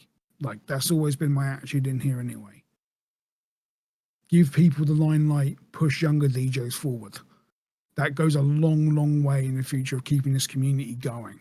So it's nice to be able to see your interpretation of it on what you're hoping from the new DJs. What do you think the new DJs are looking for when they're in here? Are they looking for fame? Are they looking for popularity? Are they looking for financial stability? It's weird, because some DJs just do this for fun, and they're usually the ones that stick around. Is the ones that do it just out of the passion for it, because they understand, like, this place is a building block, right? The people who are in here after, like, financial stability, oh, they're after clout. They don't last long. Like, they don't. They usually fizzle out rather quick here, because they find out, oh, it isn't about, oh, I play here, I get paid $20. I don't feel like it should be like that. Personal opinion, but like, it's the ones who are here for the passion first and understand that there's a difference between in here and IRL. IRL is a completely separate ball game to what it is in here. In here is a completely different monster to IRL. There is things interpersonal things that connect to both, but like, they're both separate monsters in their own way. And when people get confused and go, oh, why am I not getting paid in here? Well, maybe it's because of this. You know, if you're professional and you come in here, okay, fine. No issue with that. But if you're in here and you're from here and you're expecting to be paid for everything that you do, that's a separate thing. Like, not everyone's going to agree with that. Not everyone's going to be like, okay, yeah. Passion drives more than what the dollar does, and that's always been my example within here anyway. And I think that's one of the reasons why I've sort of stuck around as well, is because passion drives it first. It isn't about the dollar amount. There is going to be some people, regardless, who are going to be after here because they think, you know, clout's going to get them anywhere, which if you've DJ'd or you've done production stuff or any type of music professionally, we all know that doesn't last long, because there's always someone bigger and better than you out there. So, like, you know, that's generally my perspective. If younger DJs are coming in just saying, okay, yo, I'm really interested in doing this, even if it's just a hobby and I'm just passionate about it, that's fine. And they're the ones that usually stick around. The ones that are like, oh no, I'm after here for clout and money because that's all I give a damn about. Especially if they're new, they're going to have a short, sharp shock to understand that the culture in here is a little bit different. Which it is a bit of a culture shock for some people. Like, I've had friends who are professional DJs come in here and they understand the culture is completely different. And they're like, yo, I actually prefer the culture in here than IRL. And there's been some that are vice versa. It just depends on person to person. Honestly, too, like, it's kind of refreshing for the past couple of years that we've been able to just kind of operate off of a hobby or like we want to play for our friends, comparable to the clout chasing and the popularity chasing of like the content creator time between like 2017 and 2019, when streaming VR chat on Twitch was such a brand new thing, and you were always chasing the guy who was doing the memes and stuff and trying to be friends with them, and then also in turn trying to be much larger than you have anticipated to begin with, lest you get into their moderation and then you have to do silly things based on moderation. But but I'm really glad that we're kind of over that, and we're kind of focused in on the forward motion of things. And it wouldn't put it in me to, or put it aside, that we do start talking about the monetization part and actually, paying your DJ, tipping your DJ. I know we've had conversations with Tupper about this, even back when him and Straz were on the show, discussing when is that going to happen. And we can boil it down to, maybe it doesn't have to be $5. It could probably be like $2 or even $1. But that's still, we're still waiting for that moment in that group in that time to try to take a step forward to hopefully have that work. It's a weird slippery slope. And there's a reason why I sort of say this is, like, if you're doing it and someone randomly tips a DJ, fine, right? But if you're demanding that every single DJ gets paid, that they're paid a bottom dollar for every single time they do an hour set, then here's my general perspective on that, right? You do the DJs, but what about the staff? You are there for 1 hour. What about the staff that are there for the next 5 hours or the next 14 hours? What about them? It's a cascade effect, because, like, yeah, if someone's tipping the DJ, fine, it's a tip. There's nothing wrong in that, right? If you tip a guy VRC plus, fine. I have no issue with that. Even if you're just tipping them, fine, because you know their PayPal account. Perfectly acceptable. But when we start charging for going to events, that's when there's going to be a cascade effect. And what's going to happen is you'll find out a lot less people will go to being paid for these paid events, and they will stick to the ones that are freely open to everybody. That's something I can see happening, because a lot of people are going to go, why would I pay $14 to go here when shelter's free? And it makes it very difficult, because, like, if you're going to say, like, oh, yeah, every single DJ deserves to be paid this much, this, and this. Okay. Are you going to pay the staff? What about the overhead? If you're paying for that, okay, then we need to know that you're playing the specific music that you own the right to and you own the right to stream. If you're not willing to sign a contract to agree to these certain terms, then you shouldn't be able to get paid. Then it causes a lot of more other drama can happen behind the scenes because of that. And that's why it will cause a cascade. It won't be a positive thing. It can turn into a negative. If it's random tipping, fine. I have no issue with that. The cascade is where I have a bit of an issue, because then it affects everything else and it becomes a slippery slope for everything else. But my whole perspective is, if it does go that way, like events start charging per event, then you're going to find out quickly that most people will go to the free ones. And then free ones will be bigger than the ones that are being paid for. Either that, or those events are going to try to push the limit to a $10 ticket, $20 ticket, because they think that that's the value of the type of entertainment that you're going to bring. Less people also know that most of that money is going to be divided equally amongst everybody that's helping out with the event. Yeah. Which is the other thing, because there's definitely, like, if you're running, I'll use the previous example. Let's say you're running a 14-hour event, right? That's 14 hours. DJ's there for 1 hour. So you got to think about every single DJ that gets paid. You got to think about the guys who are doing audio, the guys who are streaming that audio onto Twitch or onto VRCDN or onto everywhere else. You've got to worry about the guys who are moderating the event. You've got to worry about the person who's dealing with the actual DJs. You got a DJ with everything else, the guy who's setting up the events. That could be multiple man hours. There's a lot more behind the scenes of it. And that's where it's going to be interesting, because I can see problems. Maybe it's just because, old wise man, but I can see the Yeah. problems a mile away, and it's just like, yeah, this is going to be interesting if it goes down that road, but I don't expect it, because if that happens, then I have a weird suspicion that pop-up culture will be coming back into the DJ scene, which sort of died off for a while. Interestingly enough, but there was a lot, like, there's legendary places that were used for pop-ups.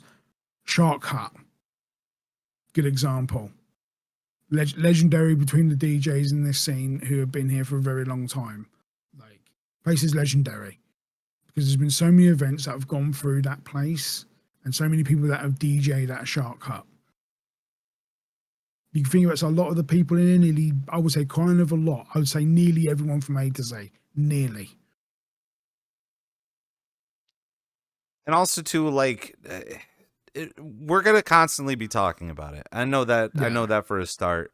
I'm not saying that this is going to be the year of understanding about that, because I feel like there's going to be a pivot turn point within the DJs that have been in here for a long time.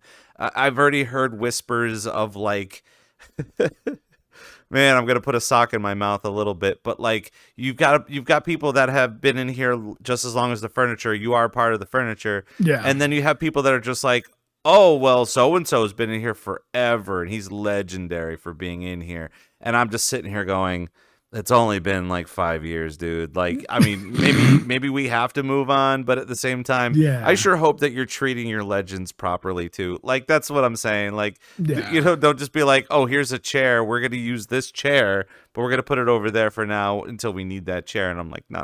See, but so at some point in time, there will be talks about this. And you know what? Being able to talk about it to begin with is a very good time, and well, it's good opportunities to talk about it anyway, just in case someone decides to do it and we go, Leroy Jenkins, he just ran in, you know, like, oh, he's actually doing it. We didn't talk about it. All right, fair. We'll figure things out. Yeah. It's VRCDJ Live. We're sitting here live with Turels, and we're kind of breaking down a lot of different things about his experience in VRChat, as well as DJing in here. And you've had quite the lineup of performances, no doubt. Shelter, Gathering, Baptism, Diesel Works. Talk to me a little bit about, and we're gonna kind of dive a little bit into the disease that you've acquired. Not the disease, the disability. I have to choose my words correctly on this. The disability that you've acquired. There's not a lot of people that know too much about it. So maybe you could be able to break down what had happened and how you're handling it. Okay. So back in 2015. I basically randomly woke up unable to move my body from the neck down. I was basically nearly vegetabilized. Called it that way. I was rushed into hospital. I was in hospital for an entire month. They told me everything from rare forms of cancer to rubella to everything in between. Even stuff like fibrodysplasia ossifica progressiva, they even told me that. What I was diagnosed with was something called adult onset Still's disease. The chance of getting it is like 1 out of 100,000 people. I think it's like less than 1% now.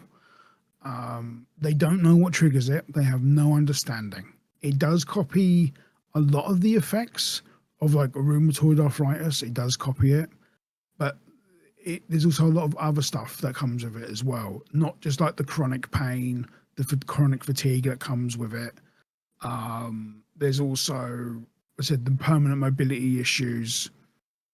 And the weird thing about adult onset Still's disease, which makes it really weird, is some people get it, it disappears, it never comes back. Some other people get it and they end up with like permanent mobility issues, which is like what I have. I have permanent mobility issues for the rest of my life. Chronic pain issues, fatigue issues, you know, everything. Even looking at natural light sometimes can cause me pain, which is really weird. But like they call it photophobia, but like it's not because I'm afraid of light, it's because it actually affects my eyes. And multiple other things to deal with that. There's some other people where it gets so serious to them that even though it's incredibly rare, it's even rarer than like getting Still's disease. But there's some people that end up with another. People like to think of it like in stages. So like stage 1, they get it, disappears, and comes back. Stage 2 is where like, well, I'm at. And some people end up with 3, which is like, some people have ended up being like put into a vegetative state because of it. Some people have had to been put into a medical induced in coma because of it, because their immune system is just rampaging. Of course, with Still's disease, it also attacks like the internal organs, the joints, everything in between. So like there is days where like, oh yeah, I can lift up both my arms. Next day, yeah, I can't use this arm at all because the inflammation. I can't actually move my joints at all in my arm or in my hand because I can't mobilize it at all. It's completely done, dead. That's what Still's disease is roughly. I'm trying to be very rough about it, but generally that's it.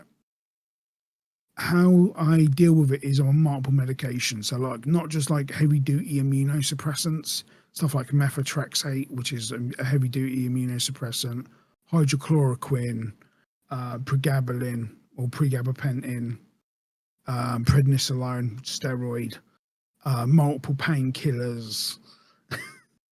It's a laundry list of stuff I have to take. And this is on top of me also being a type 1 diabetic since I was 5 years old. And you got to be careful with how you're ingesting all those medicines at the same time as well. Yeah. It's heavy duty medication. A lot of side effects with their medications as well, like a ridiculous amount of things. Because of that, like as I said, it took me a long, because you, as I said, when I was previously said about building yourself back up from ground zero, it took me a very long time to build myself up. It wasn't as simple as like, oh yeah, I feel fine, right? It took a long time because like when I first left hospital, I was like, oh yeah, I was fine for a day. Then like a day later, I could have been rushed back in.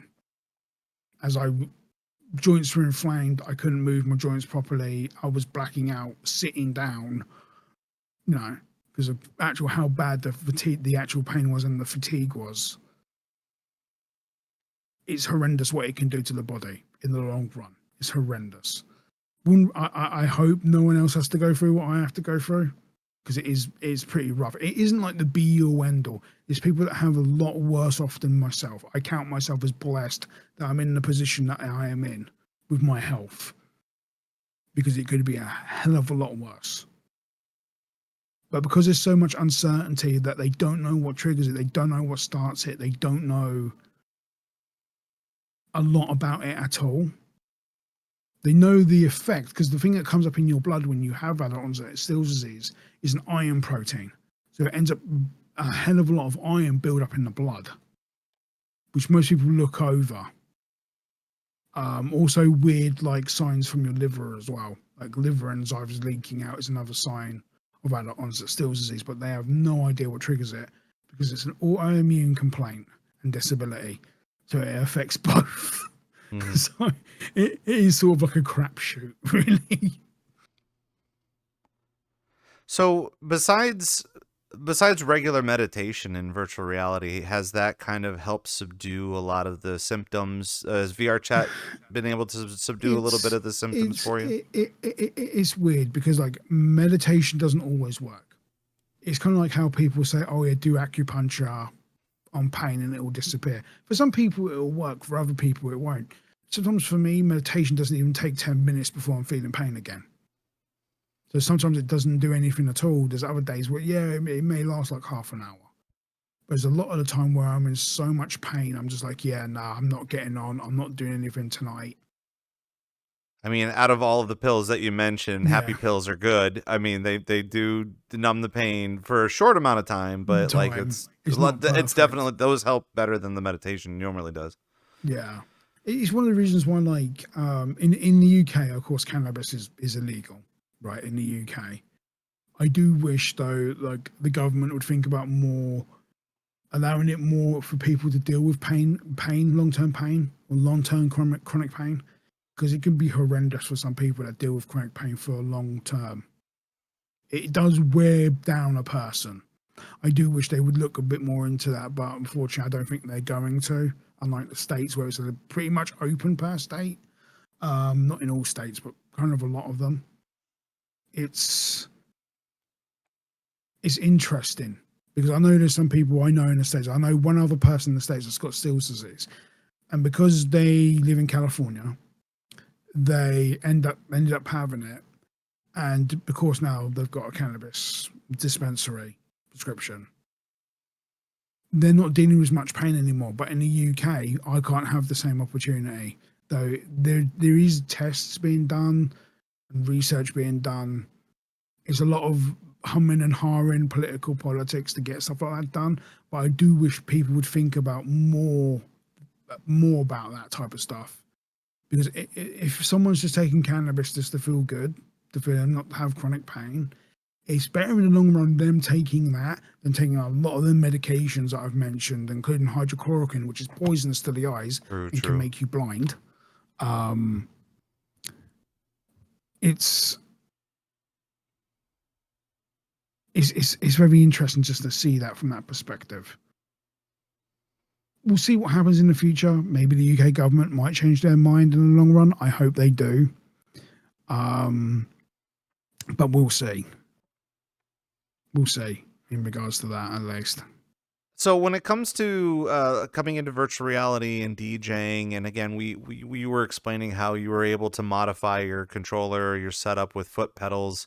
I know earlier on we had someone in chat asking about that because they were interested based on their version of Tremors when it comes to performing or getting an understanding of that. Talk to us about that process and how that's been kind of helping you ever since you even developed that. I have a friend who used to work with a disability charity. He doesn't work with them anymore, but he used to. There is something called an Xbox adaptive controller, which I would say to people to check out, right? First things first. But with the Xbox adaptive controller, it has 3.5 millimeter plugins at the back. So it basically allows you to key map the controller. You can use that controller with stuff like Rekordbox software to key map the controller out. So like certain things that say you need to do, you need to use a foot pedal to use a volume control. You can do it through that. It's not perfect and does depend on the software. There's some software like Rekordbox can be a little bit funny with it. Serato's a hell of a lot better with it, but you can use stuff from software and hardware like that can actually help out in the long run. There is other stuff as well. I'm trying to remember it off the top of my head and I've ran blank. I can't remember it, but there is other types of software as well that can help. But definitely the Xbox adaptive controller, running that through and running that directly through the controller through key mapping is usually the best way of doing it. That's the way I've done it. It's not perfect. It does have some limitations. There's certain things that you will not be able to control on the controller that you would be able to do because of your disability. That sucks, but you do have at least some control. So there is some things that I'm able to switch a track out in and out using a couple of buttons and switches. For the switches and the buttons, there's multiple charities that can help out, and that there's people like Warfighters Engaged, which you can have a look at the charity. They deal with a lot of disabled people who want to get into video gaming, stuff like that. You can buy a lot of peripherals from that will help with your Xbox adaptive controller. It's not a perfect system. There's a lot of DJs I know who are disabled DJs that will not run a system like that, even some DJs that have no arms. There's some DJs who, in regards to their disability, will not run a system like that because it's more hassle than what it's worth, or they run CDJs, and that's a completely separate beast. Right. So that's another thing as well to keep in mind. The software and the hardware matter in regards to your DJ equipment, but it also matters how you've set up your Xbox adaptive controller with the key mapping as well. I mean, not for nothing too. Like we've seen it a couple of years ago when Elgato came out with their little foot pedal thing that was supposed to work well with either OBS or any other type of Elgato software. I feel like even Alpha Theta or even Denon could come out with a foot pedal that would like help with like transitions, like backspins or effects, like an actual effect pedal. It's kind of funny because I did contact a lot of them companies and said, look, there's the way that you could do this, and this is the way how many people it could help. But I got nothing back from them at all. Like I even had my buddy, as I say, because he worked with a previous disability charity, write up a complete diagram of how they could actually do it with their hardware. They never got back to him either. Right. And he gave them direct documentation of their top end controllers and like, look, this is how you can do it. This is how it will help disabled people. This is who it will help. This is who it won't help. Of course, like no system's going to be perfect. It will have faults. It will have problems. There would be a lot more testing that's being done and that needs to be done. Even with me using Xbox Adaptive Controller, all that type of equipment, there's even people. There's even like something called a quad stick, which if you're someone who's a quadriplegic quad stick you can put into your mouth, that will not work with the Xbox Adaptive Controller with Rekordbox or Serato. It won't work properly, even though it's key mapped. So it's not a perfect system, but it can work. It's tough too because if we were to think of it like a regular building scenario, is most of the companies it takes them years to put together a prototype and then test it and then actually release something. I know Alpha Theta released a new, oh gosh, it's like a sound box. It's like some sort of sound effects box that is they're going to be debuting in a couple of months at the Winter Music Conference. They just released information about it today, and it looks cool. But I can only imagine what the talks were like for them when they were developing that. I can't imagine them just sitting there a year ago saying, we want this box, compared to some of this technology that we wish that we could be seeing a lot more of, especially for those that are disabled or have a specific illness or something, or even quadriplegic, stuff like that. That do want to go and perform. But with that also comes testing and years of building, developing, and as quick as we want it to happen, we always have to remind ourselves. Same thing with like the Steam Index, not the index, the Steam Frame. We hear about it, but they've been working on that for how long? Like literal years. So, but you know what? It could be you. It could be a whole community of people that will be the spark to kind of continue to push that idea. Yeah, I mean, there is some disabled DJs that like refuse to wear any type of that software. Like, there's a lot of professional DJs. Like, there's disabled DJs that have worked with Ministry of Sound who refuse to use any sort of third-party hardware, which is fine. I understand. There's some of them that prefer just to use their actual face and a stylus to DJ with. And some of them mix better than a lot of people. That's so hard to hear, especially because Ministry of Sound is so iconic. Like they've been around for ages. Yeah, like Eretic, he's definitely one of them. There's loads of others. Those are disabled DJs. You can have a look. I'm trying to remember what the website was. But there was a website that went into detail in regards to disabled DJs and how they set up their stuff as well. So like, there's a lot on that list. I'll have to try and find it and send it to you, Rob, so you can post it under the thing or something if people find it useful. Sure. But it goes into a lot of detail in regards to how they set things up, in regards to their disability and how it affects them and ways it can help people. Like there's a laundry list of professional disabled DJs that have had a list like that done for a very, very long time. And there's a lot of us, to be honest with you. There's a hell of a lot of us. A lot more than what I thought. Yeah. When I first started DJing, so. Well, all of that too is interesting, especially as we carry on year after year after year, because I feel like if you were to actually paint a norm of what a regular DJ would be, that norm has been pulled and like kind of like taffy, that it's kind of, the spectrum has gone so far and wide that I'm not saying that everybody's going to DJ or everybody has an opportunity to DJ, but there's many versions of it that need to be brought to light, and also communities of those types of DJs. I know for me, I kind of feed in a lot with the anime DJs and the anime community, anime convention DJs, and there's so many of them, and they get underutilized just because they're just over there, like they're just doing anime stylings as if they can't do anything else, or even the fur DJs in here, like I want them to do so well. And they're already doing very well in their communities, but I've never seen them outside of their communities to perform as if they were just kind of enjoying what they're doing. Not saying that we need a whole a whole I'm trying to figure out the word for it, convoy of disabled DJs, but like at the same time, like they should also be noticed. They should also, go out and perform and stuff like that. Speaking of which, we have a little bit of time left on the show. I wanted to kind of talk a little bit about your IRL experience too, because being able to introduce your style of DJing with your disability and understanding how you perform, and you've had the IRL experience.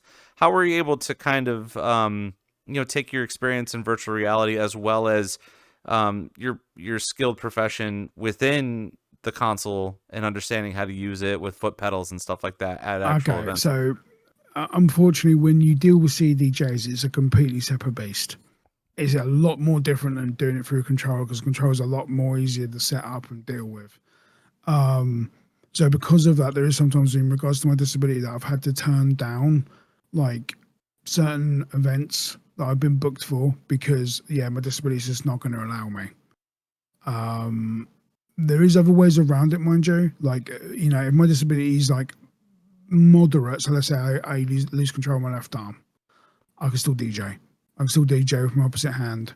I can still do all that. That's no problem.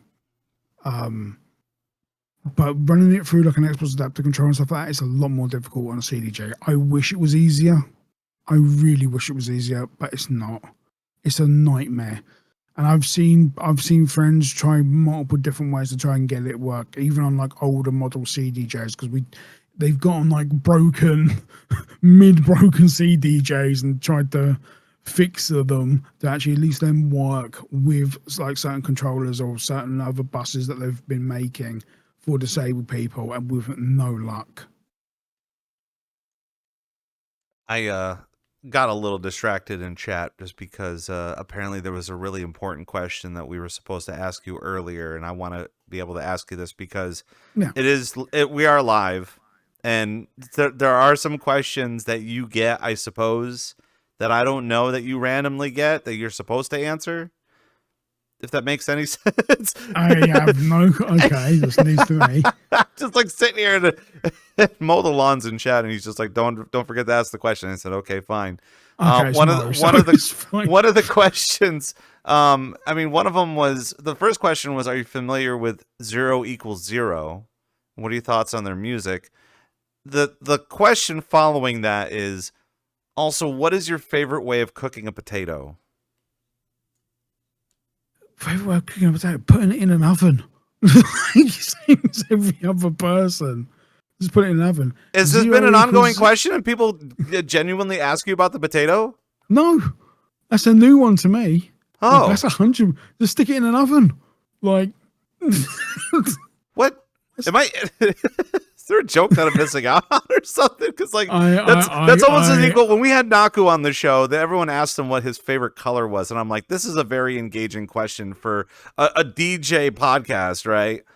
Yeah, the potato one is 100% new to me. As it goes for 0 = 0, it doesn't ring a bell at the moment, but I'm sure it will do. But like, I can't think of it off the top of my head, so I don't think it rings a bell currently. Wait, is this the thing where they had that mystery potato in Gathering? Is that what's going on here? Because you got a lot of people in Gathering. They were talking about a potato in the map or something. I don't even know about the mystery potato. I don't even know about that. I know I was told about something. That's what I'm saying. Listen, if there was one way to confuse a DJ or two DJs at the same time, ask about a damn potato. New to me. The potato one's 100% new to me. As for 0 = 0, the name doesn't ring a bell, but I'm sure it will do. I can't think of them off the top of my head if it is a person. I'm sure you're gonna get to a point where you're gonna go to bed and then you'll know it, and then you'll either message it'll twig me and it'll be like, oh right, that person. Maybe it was spelled differently, like 303, or you got those mystery DJs and they got the weird ways of doing it. Anyway, we're running out of time. See how much time we've lost talking about this damn potato? Like, come on, man. Anyway, it's VRCDJ Live. As we're wrapping up here on the program, we do have some rapid fire questions. So try to answer them in a shorter amount of time as opposed to a longer amount of time to see if we can kind of Yeah, you derailed the entire thing, and we just spent 10 minutes talking about a damn potato. The ham sandwich was from The Gathering. That's what it was. Oh. Well, maybe they got to put a potato in there. Out of everything that you've learned so far in the past several years within the community, within DJing or moderation, what's a really good word of advice for the new kids that are coming in that you can give them as they start their journeys here? Perseverance. Just keep going at it. Eventually things will click. It will take time. Just perseverance. Keep trying. Even though you think that you're failing, keep pushing forward. Eventually shit will click. It may take a while, but it will click and it will be great. Now, when it comes to understanding new music, and I know you were saying take a look at some new like Beatport or SoundCloud or even Bandcamp's a really good way of doing it. What are a couple of artists that you consistently listen to, and what is some new artists that you're listening to currently? Okay, so new artists. I'm listening to a lot of Blood Cultures recently. I randomly came across them and just picked up the vinyl because I just listened to one song, and it was just like, yeah, love them to death. First time I ever heard of them. Been following them ever since. Constant artists that I've been listening to. You got everything from Tim Reaper to 01904 to Kid Lib. There's thousands of others as well that you can add onto that list. Veek is another one. He's a French drum and bass and jungle DJ as well.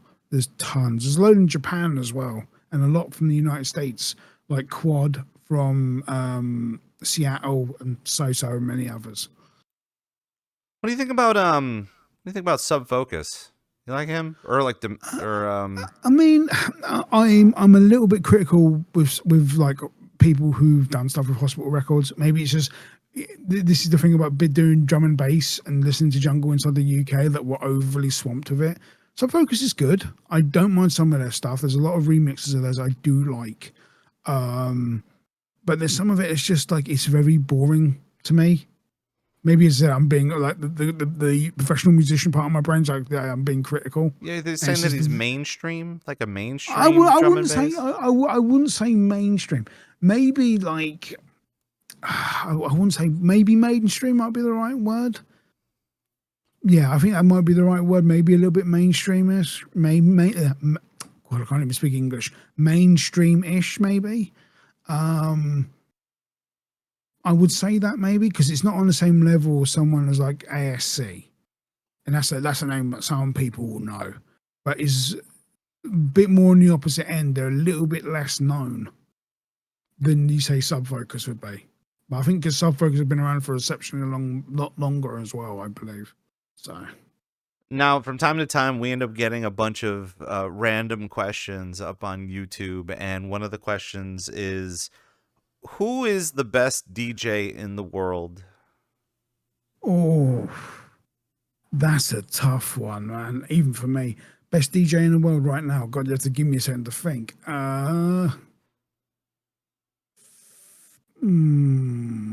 That's a tough question for me.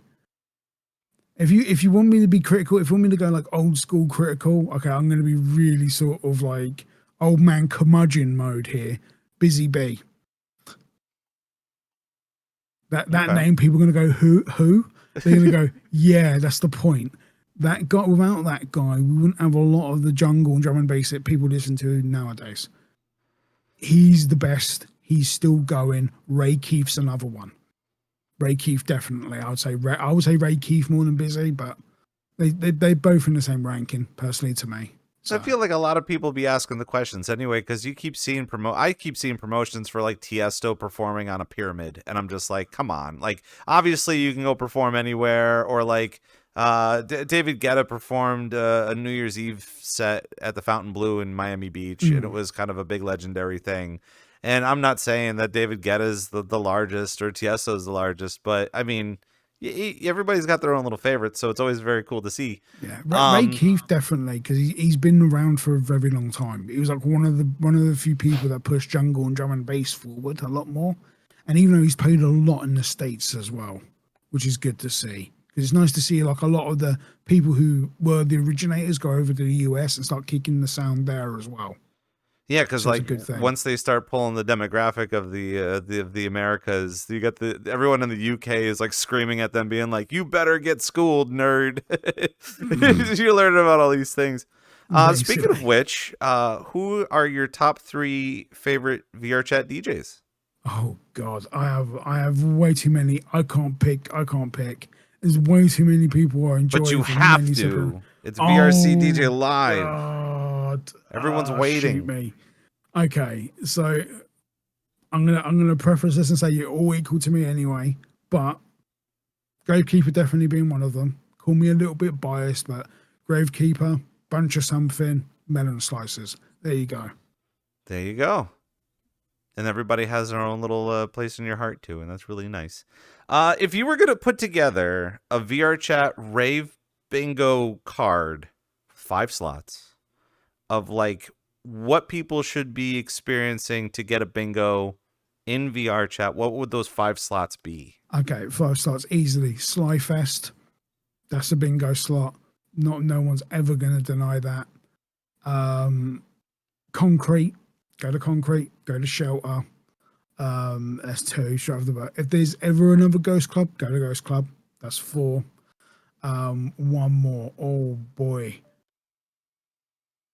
I would say go around as many of the I won't even say little. Go around as many of the clubs as you can possible to get a taste of everything, because it's a very vast, and you will find something that you will like everywhere. There will always be something for you to listen to. That would be my 4th one. So you're gonna give up the 5th space for the free space. Yeah. Oh, that's nice. Just give them a little something extra there. Before we get on out of here, where can everyone find you on the internet? You can find me on SoundCloud. Just look up Turels on SoundCloud. You can find me there. You can find Turels on Twitter, on Blue Sky. You can find me there. You may find me in VRChat. Come up to me and say hello. Call me an idiot.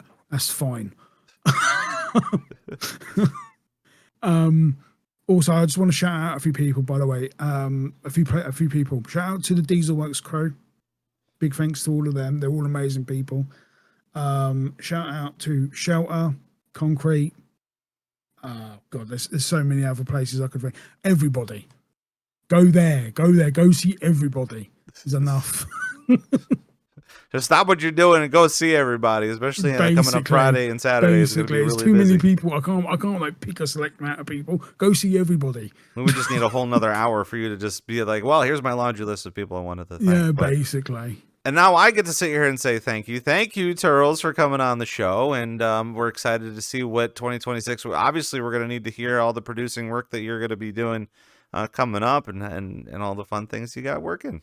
I'm looking forward. It's been slow progress, but I'm getting there. Small, chipping away small. Again, I think a lot of us are going to try to do that this year. If not, again, with the DJing, it also comes with the 3D modeling and the world creation. And we're going to get new everythings and new avatars and new rave places. And it's all going to come together. And everyone's going to be really happy, harmonious, holding hands, being like, we did it. Like we're constantly making content. But good luck, man. Well, obviously, we'll catch up with you sometime mid-year. Yeah.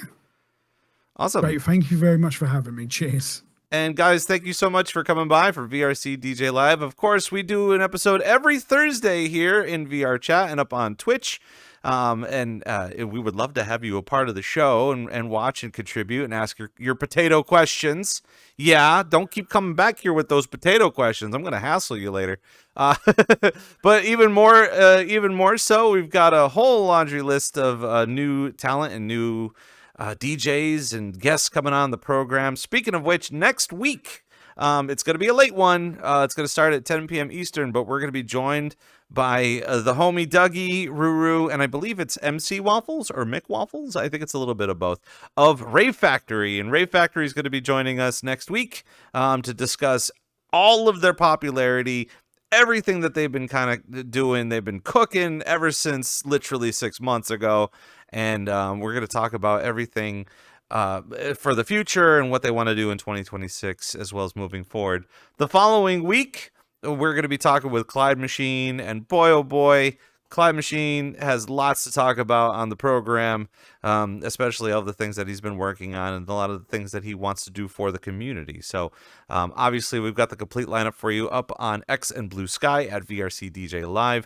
We're going to have your highlight ready for you tomorrow up on YouTube, and the full show replay up on YouTube as well on Sunday at VRCDJLIVE. We're up on Instagram as well. We're posting stuff there too, because that's super important. You'll be able to find all of these links conveniently up on our link tree at VRCDJLIVE and our Google Forms. So that way, if you want to be a guest on the show, you want to talk about the DJ community, or even be able to showcase an event, a new DJ event coming up, or your community or group, we definitely want to hear about it. We have all that information for you up there.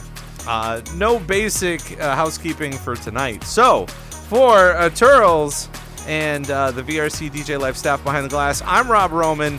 Thank you guys for coming by for VRCDJLIVE, and we will see you guys next time.